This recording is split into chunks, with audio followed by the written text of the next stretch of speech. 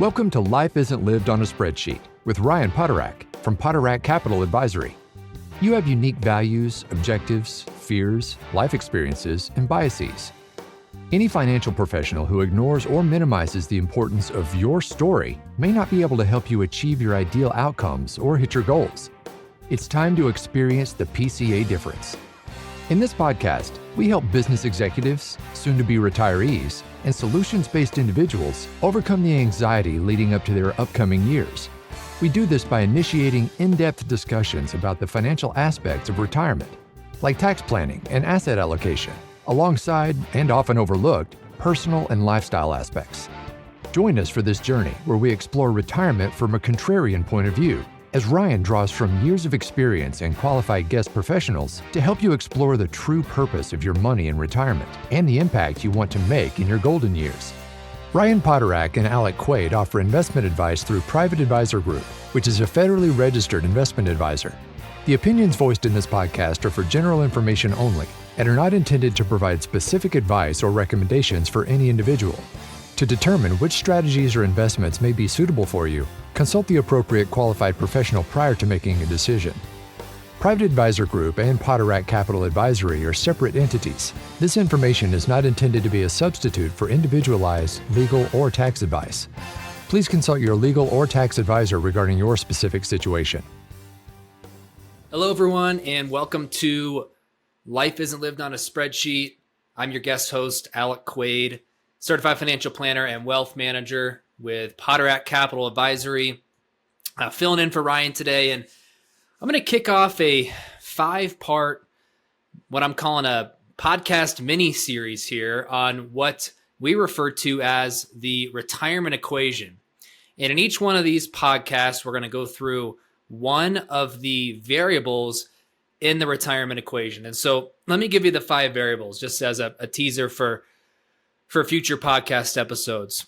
Number 1, and what we're going to talk about today, is longevity as the first major variable in the retirement equation. Number 2, asset allocation. Number 3, savings, how much you save. Number 4, spending, how much you spend. And lastly, taxes.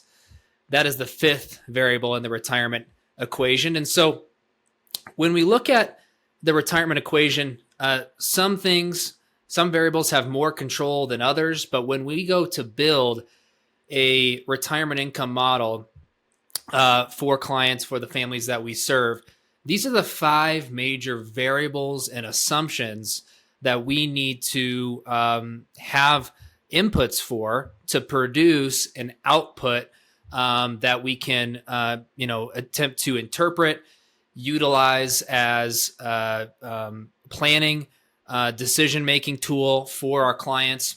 And really what retirement income planning is meant to do is instill confidence in the plan that we are implementing for a client or a household, or make us aware that we need to, go a different direction and start doing things differently because the equation is not adding up to greater than or equal to 0 at the end. I mean, at the end of the day, the retirement equation has to equal greater than or equal to 0 at the end of your life. Now, if it equals 0, that might mean your last check is literally bouncing or going to the undertaker or whatever.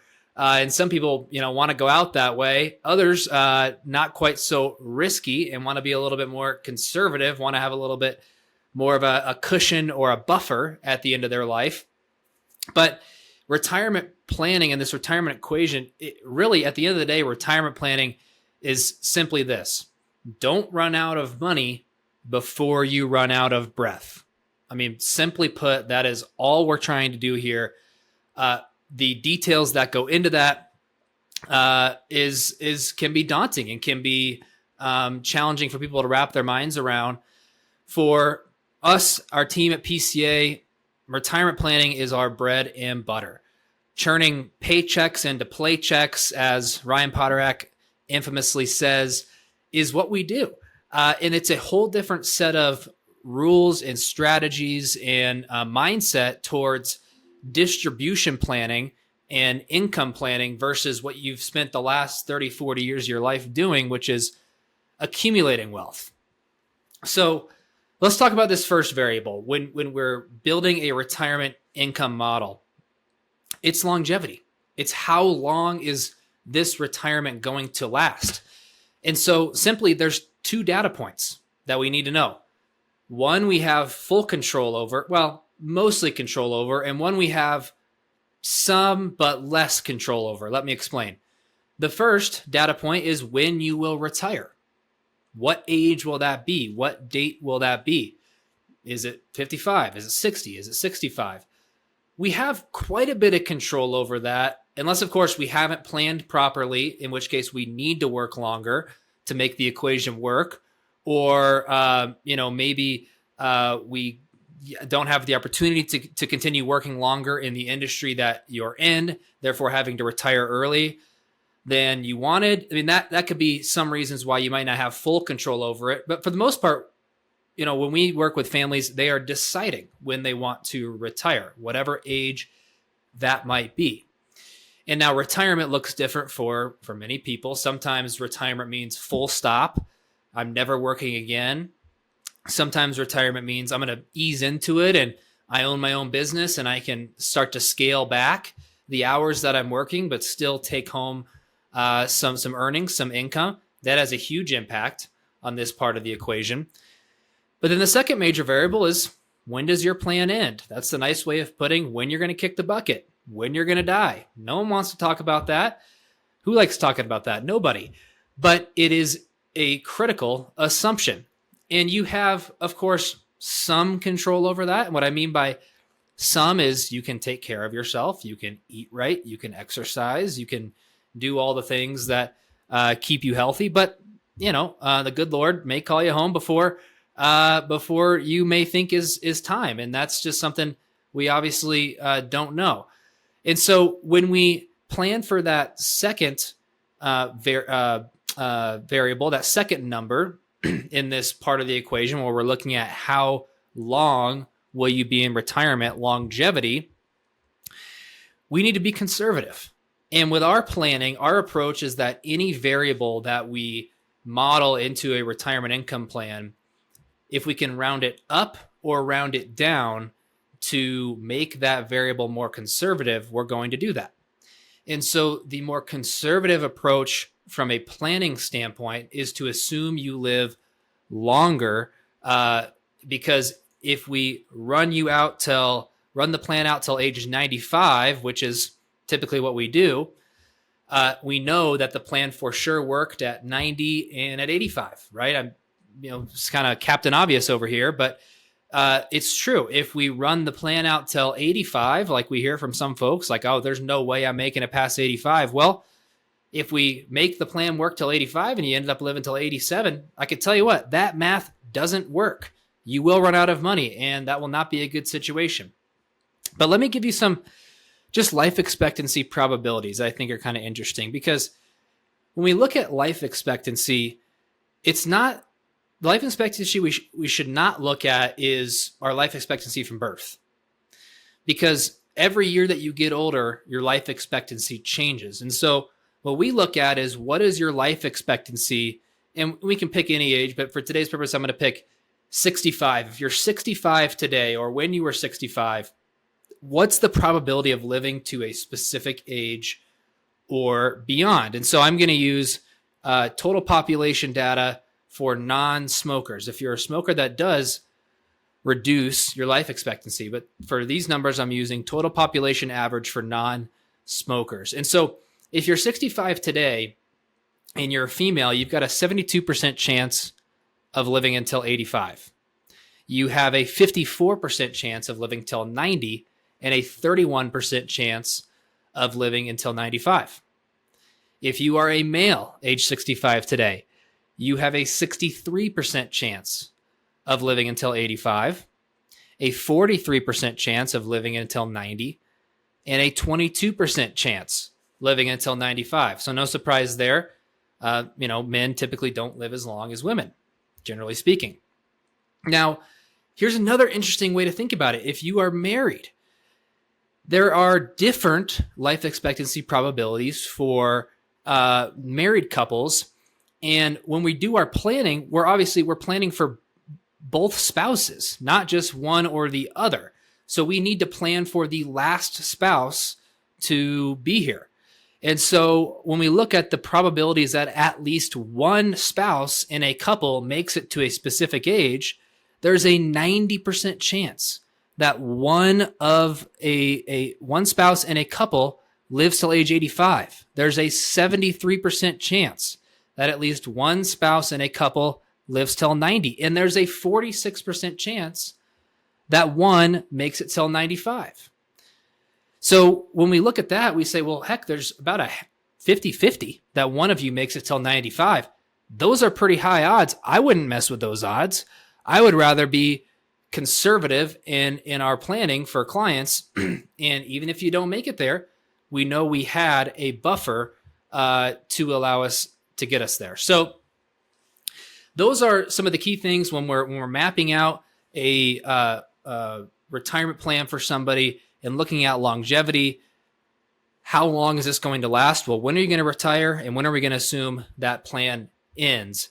On the front end of that, as I mentioned, how long we work has a huge impact on this, because every year that we work longer than maybe anticipated is also one less year that we have to distribute funds or spend down funds that we've saved in retirement. So it's a double whammy. So if you plan to work till 60 and then you work till 62, well, that's actually sort of a net 4-year benefit to the retirement equation, because it's 2 extra years of earnings, therefore 2 extra years of likely savings, which is another part of the equation that we'll talk about in a future podcast.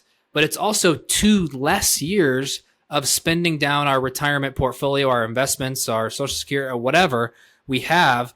And so it's kind of double the benefit there, if you think about it that way, as far as working longer than anticipated. So for most folks, when we're doing this kind of planning, we're looking at a multi-decade period. It's 25, 30, 35, 40 years. I mean, if you retire at 60, 65, and we assume you're going to make it till 95, that's a 30 to 35 year period where we need funds to replace the income that you earned during your working years. And so there's lots of different strategies and tools, and we'll sort of unpack some of these throughout this mini series. But I'm just going to mention, at least for now, unless of course I get off on a tangent on other things, which very well could happen. One key metric that we use in planning for our clients' longevity, because longevity is a risk. It's a risk to your retirement equation. The risk being you outlive your money. So how do we take some, or maybe all, but usually just some of your longevity risk off of the table?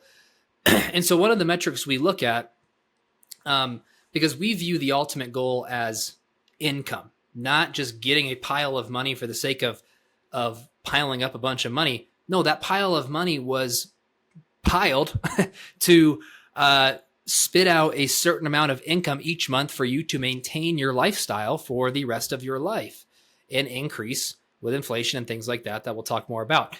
But the key metric we look at is something called your income stability ratio. I think we're very unique in this way. I haven't heard a lot of other firms take this approach, but your income stability ratio is simply this: how much of your income in retirement is coming from a stable or guaranteed income source. So what is a stable or guaranteed income source?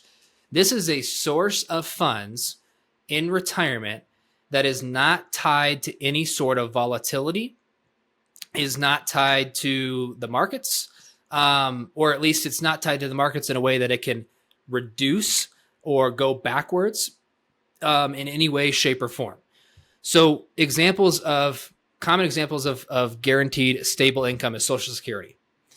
Social Security, unless something catastrophic happens with the Social Security system, we're going to take that conversation off the table for today's podcast. Your Social Security payment will never go backwards.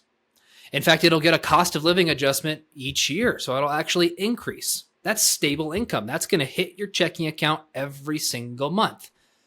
Pensions, less common, but we still see it.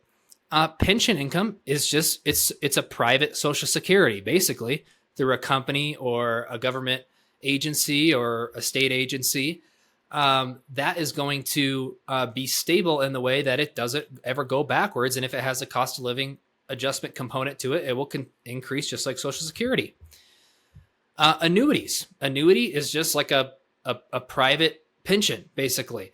And you go create that yourself with your own dollars that you've saved over time. And so the income stability ratio looks at, let's say you retire at 65 and we have the plan run out to 95. Over those 30 years, how much income is coming from a stable source? Add up the entirety of that income coming from stable sources over those 30 years and divide that number into your total spending over those 30 years. That, when you divide a smaller number into a larger number, that gives us a percentage.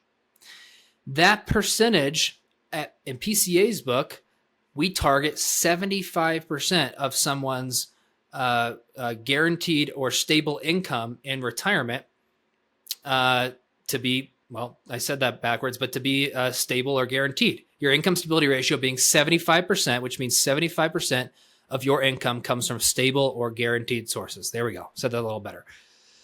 So what that allows us to do is shift a lot of the risk of longevity off of your plate and onto someone else's plate. So, for example, Social Security takes longevity risk off the table for you because that's guaranteed to last as long as you hold a breath. Well, that's on the Social Security program to hold the longevity risk, not you. Private pension, that's on the company or on the government institution to hold the longevity risk, not you. Annuity companies, you're giving an annuity company a certain amount of money, and in return, they're promising to pay you the rest of your life. They hold all the longevity risk, and they do that by pooling, what's called risk pooling, by taking billions and billions and billions of dollars from all sorts of Americans, bringing it all together, and their actuarial scientists have it dialed into a T because they know how many of their clients are going to die at this age, and this age. And they can plan it out to say, well, we're going to pay you for the rest of your life. And we can afford to do that because we've met all these parameters with our general portfolio and met all the laws that they have to meet. So they hold the longevity risk, not you. When you have investments in the stock market or real estate, things like that, you hold the longevity risk. You have to make those assets last as long as you do. And you absolutely have to own all of these things that I'm mentioning today. It's not one or the other. My point is, with the income stability ratio, it's a key metric to look at because it makes us less reliant on things like our stock assets, our real estate assets to perform year in and year out and deliver the income that we need to make our world go round, to make our lifestyle continue. In our experience in working with clients, families, couples, individuals with great income stability ratios, not only does it make sense from a planning standpoint, but they also just feel more comfortable. They sleep better at night. They really just feel more confident in their retirement income plan and the fact that they're not going to run out of money. And that allows them to spend more and feel more freely spending and taking that trip in these kinds of things, which sometimes we have a hard time getting folks to spend their own money, funny as it sounds, because they've been in this mindset for decades of just save, accumulate. But now you've gotten to that point. You've reached the mountaintop. You've got to spend it. You've got to enjoy it. But we have to do it smartly. So this is really just an important part of, and one of the main assumptions in the retirement income planning equation. How long are you going to live? The longevity of your plan. It's a long time period. You know, it's something that needs to be planned for very carefully. there's a whole different set of strategies when you're coming down the mountain than was when you were going up the mountain. In fact, I should know the stat off the top of my head, but it's the whole analogy of the majority of accidents on Mount Everest happen coming down the mountain. Well, that's the same thing here. Not planning properly for income for the rest of your life, for distribution of the assets that you've worked so hard to build and accumulate can be a major, major, major mistake. And so that is where a team like PCA and other really great financial planners and wealth managers can help you with your retirement equation. So that's all I've got for this first episode in our retirement equation mini series. Next one, we'll talk about asset allocation and everything that goes into that. But hope this was informative. Take care. Have a great day. Thank you for listening to Life Isn't Lived on a Spreadsheet. Click the follow button to be notified when new episodes become available. To ask questions about topics covered during the show or get a copy of Making It Count, Life Isn't Lived on a Spreadsheet by Ryan Poterack, visit www.poterack.net or give us a call at 704-366-5776. The information covered and posted represents the views and opinions of the guest and does not necessarily represent the views or opinions of Poterack Capital Advisory. The content has been made available for informational and educational purposes only. The content is not intended to be a substitute for professional investing advice. Always seek the advice of your financial advisor or other qualified financial service provider with any questions you may have regarding your investment planning. Poterack Capital Advisory does not offer legal or tax advice. Please consult the appropriate professional regarding your individual circumstances. Nothing contained herein is to be considered a solicitation, research material, an investment recommendation, or advice of any kind. The information contained herein may contain information that is subject to change without notice.